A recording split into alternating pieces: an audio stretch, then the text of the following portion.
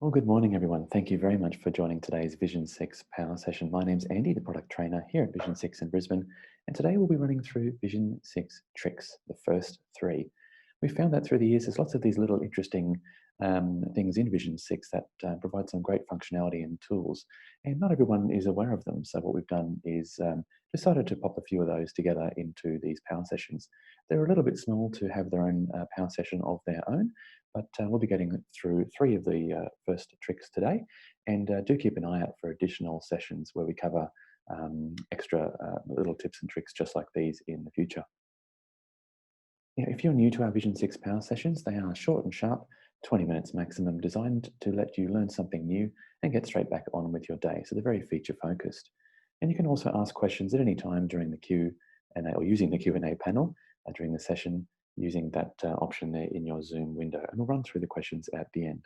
The session is also recorded, and we'll be sending that out in the coming days as well in case you need to have a look at anything. So let's get started with our first three Vision 6 tricks. The first one we're going to go through is A/B testing of subject lines.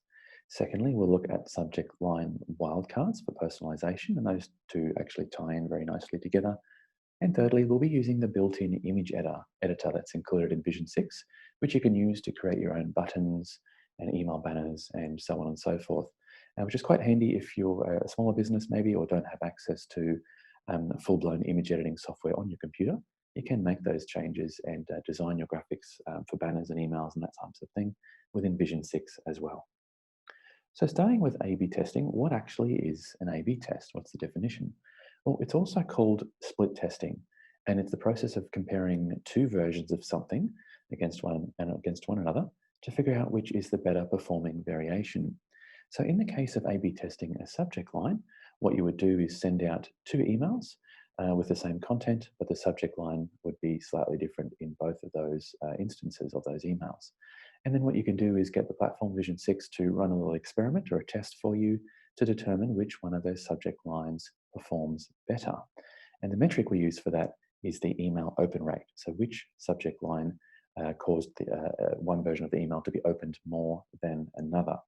And using the platform Vision 6, you can then run that test and it will determine a winner and then send the winning email to the remainder of your contacts that weren't part of the test group.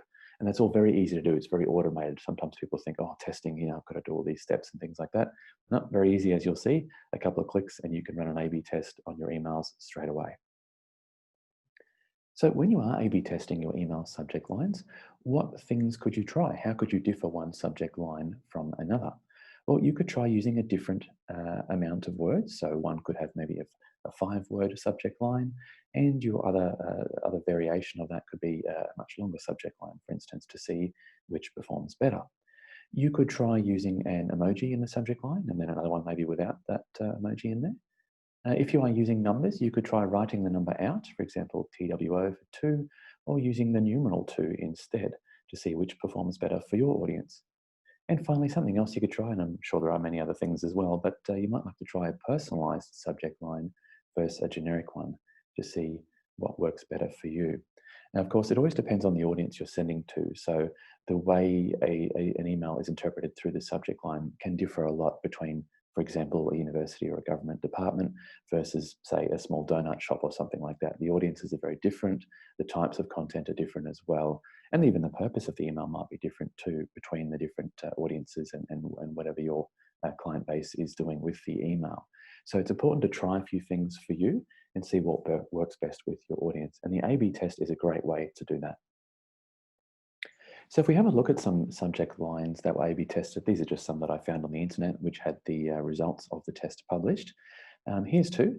Which do you think won? So we've got one on the left there, and the second variation was the one on the right. The only difference being that that had the star emojis added into it. Well, the one on the right actually resulted in 15% more clicks. Again, this just depends on the audience that this particular email was sent to, so your results may vary as well. A second one here, we've got two subject lines that were A/B tested. On the left, $20 million homes burnt to the ground.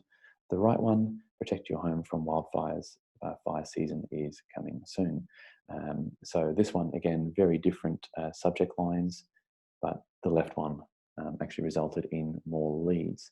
Now, it's important to remember that your subject line may not necessarily result in more opens or clicks. It could actually end up resulting in more leads. So it's important to have a look at that as well to see which particular emails and subject lines result in perhaps more conversions. I guess, what is the result of the email and the action you wish to achieve? Do you wish someone to fill in a form, purchase a product? You might get more of those from one subject versus another, as opposed to just opens on an email. So again, the results can very much vary on what you're sending and what the outcome of the email is. So what actually makes a good subject? And you can feed some of these ideas into when you create your two subject lines for the A/B testing. Now, these tips here are all according to coschedule.com.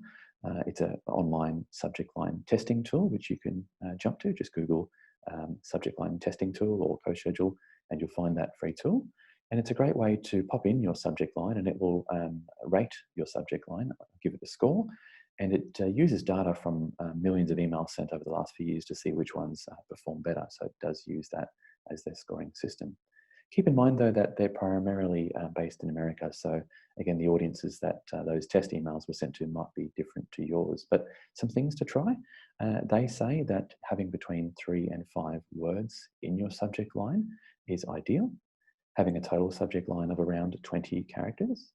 The use of an emoji, they say, helps the open rate of an email. And again, a little caveat there, only if it suits the audience. So again, if you're a sort of a large corporation, maybe a university or something like that, then it may not suit your audience to have an emoji. But if you're a small donut shop, then that might be fine. According to coschedule.com, title case appears to work best. As you can see, the capitalization that I've used there.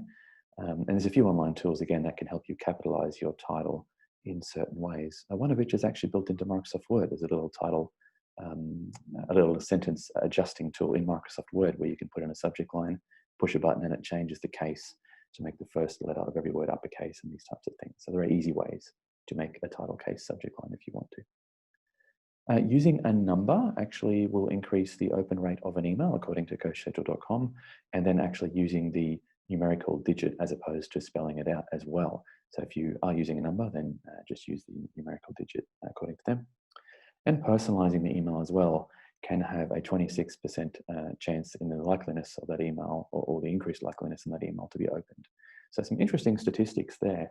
But again, it depends on your audience and what your email is about. So try some of these different things, run a whole bunch of A/B tests over a series of time, and then see which things work best for you. And it's important when you're doing A/B tests not to change too much between the different tests, otherwise you won't really know which bits are working and which bits aren't. So I'm going to jump into Vision 6 now, and let's set up an A/B test. So we'll show you how to do this.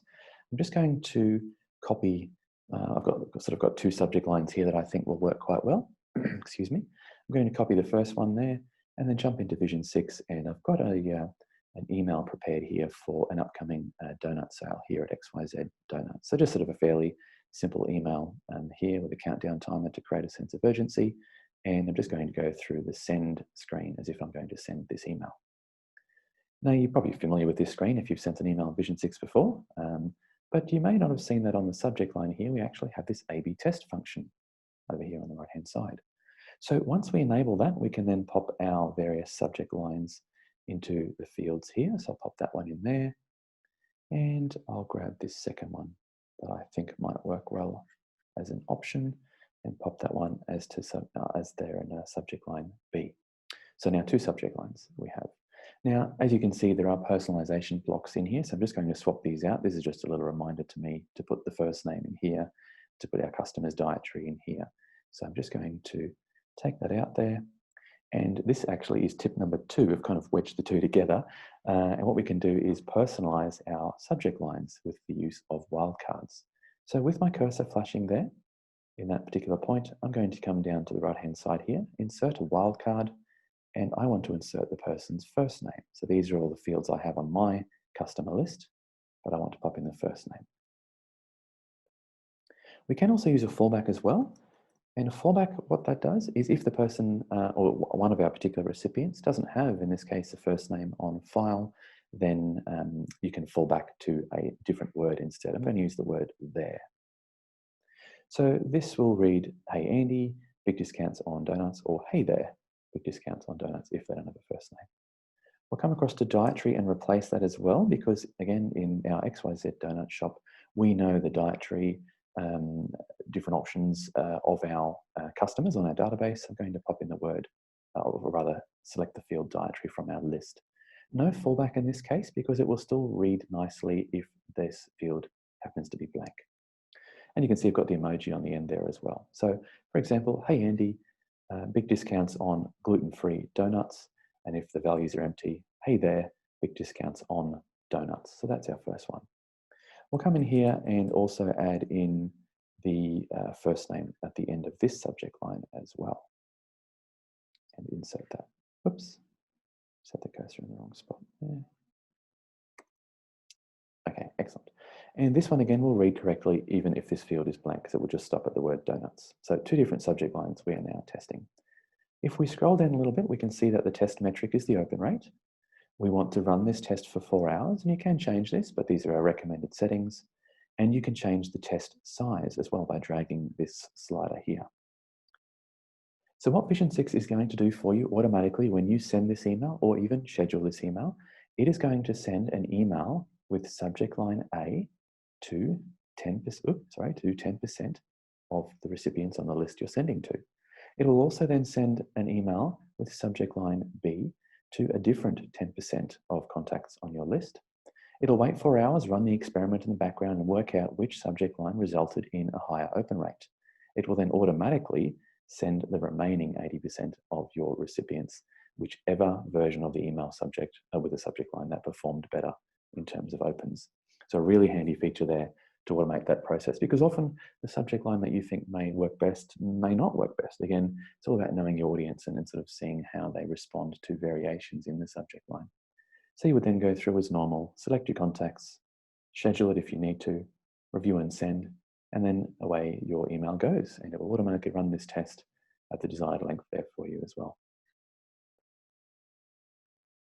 Okay, that's the first 2 little sections there.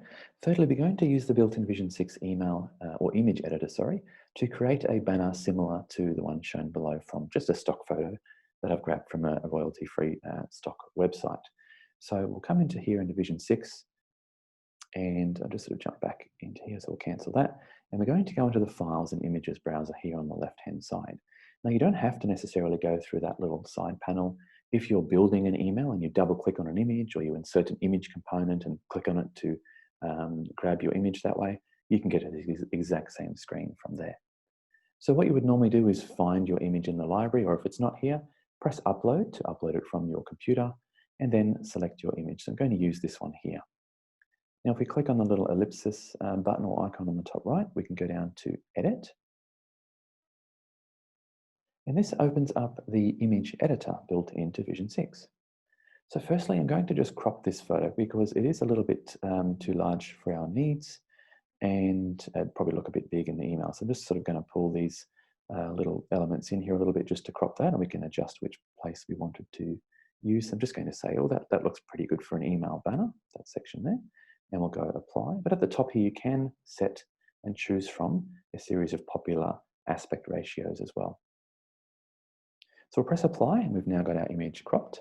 And let's go and now add some text onto our image. So we'll go with the white text, and maybe for a font, there's literally 150 to choose from according to this screen. Let's go with this particular font here. But you can search for them if there's a particular one that you're looking for that might be for your branding. So I'll pop this here, and we'll put in some text there. That's looking pretty good. We'll just go and apply that and close that section. And now I can sort of drag that around to wherever I want it to appear on our image. And when I double click on it, you've got the options to change the styling, the background, the shadow, opacity. You can make a copy of it. You can flip it. All kinds of different options are available here in the editor. We've now got a little button as well that sits underneath according to my little example there. So I'm going to go into the Shapes tool and grab in a rectangle. I just might resize that a little bit there, pop it over on the left-hand side. It'll be our call to action button. And we'll just go and apply that. And now I can change the color. So I've got colors, shadows, outline, lots of different options here. Let's make that a white button there. Apply that, and text again. Let's grab purple text this time. We'll go with the same font to keep it consistent. There it is. We'll add text, move that around, and we'll make it by now a nice clear call to action there. Okay, and now that we've got that, I'll just resize that a little bit to make it look a little bit smaller and sort of center it there on the button. There we go. So I've just created a banner with a nice clear call to action that we can use in our emails from Vision 6. Now, a few options here. If you press save, it will save over the top of the original stock photo. So you'll kind of lose that stock photo that I had. But save as new is generally what you'd want to do. And it will make another version of your banner. There it is. So there's the original. We can always go and make another one. But over here is our new banner that we've created. And we can now go and insert this into an email in the header or anything like that. And that's then ready to use there within the editor. We'll show you a couple of other little tricks that we have available in the editor. You've got the option to transform an image, which is to flip it sort of horizontally and vertically. You can draw on it with a paintbrush and that type of thing with lots of different color options as well. You can add text, a multitude of shapes, arrows, badges, and all kinds of things. So we can sort of even, just pop a little badge there, for example, a little shield. And let's change the color to be white for that one, for example. You've also got the option there to add different stickers and things as well. So we can grab, for example, a little smiley face or something. Let's go with this one here and pop that on top of our little shield there. So you can actually use this to make your own buttons and icons and all sorts of things in Vision 6 that you can use for your email. So there's plenty of these. I'm not even halfway across the screen as to all of these little options here that you have. There's different shapes, pre-made things for different industries like transportation, lots of different stickers to choose from. There's even one for clouds. So this might look quite good if I had more of my coffee cup in shot. I could pop this at the top to make it look like it's a nice warm steaming cup of coffee, for example, or a hot chocolate or something like that. So plenty of options there available within the editor for you. You can also add frames around the edges, change the opacity, add rounded corners to the image and that type of thing. You also have a history function as well, so you can jump back and undo things if you need to. If you've made a mistake, you can sort of undo that as well.